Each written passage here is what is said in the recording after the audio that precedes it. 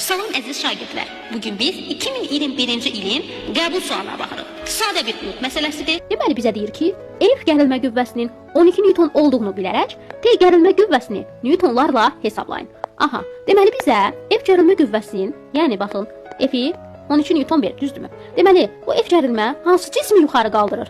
M kütləli cismi yuxarı qaldırdı. Deməli mən bu hissəyə də bir F' desəm, bu F' hansı cisimləri yuxarı qaldıracaq? 2 M kütləli cismi nə edəcək? Yuxarı qaldıracaq. O zaman bura neçə eləyəcək? Oldu 24 Newton. Ha, deməli M kütləli cisim 12 Newton qüvvənin təsirindən yuxarı qaldırılırsa, 2 M kütləli cisim 24 Newton qüvvənin təsirindən yuxarı qalxacaq. Aha, bunu tapdıq. İndi görürsünüz bu ip gəlir, bax bu hissəyə. Deməli eyni ipdir.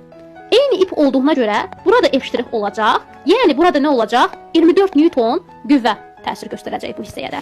Yəni sol hissədə 24 Newton qüvvə olacaq. Bəs bu 24 Newton hansı cisimləri yuxarı qaldıracaq? Baxaq görək. Deməli bu 24 Newtonda 3 dənə M kütləli cisim yuxarı qaldıracaq. Ona görə yazıram bura 3M 24 Newton qüvvənin təsiri nəticəsində yuxarı qalxdı. İndi bizə nəyi soruşurdu? Bizə təcərilmə qüvvəsini soruşurdu ki, təcərilmə qüvvəsi nə qədər olar? Yəni təcərilmə qüvvəsinin qiymətini soruşurdu. İndi gəlin bura T yazaq. Baxaq görək təcərilmə qüvvəsi hansı cisimləri yuxarı qaldırır? Baxıram ki, görürəm 2 dənə M kütləli cismi yuxarı qaldırır. Aha, biz tənasübümüzü indi buradan həll edirik. Həll etmək üçün birinci M-lər ixtisar gedir. Qalır 3T bərabərdir 48. T də bərabər olacaq nəyə? 16 Newtona. Deməli, təcərilməni biz 16 Newton tapdıq.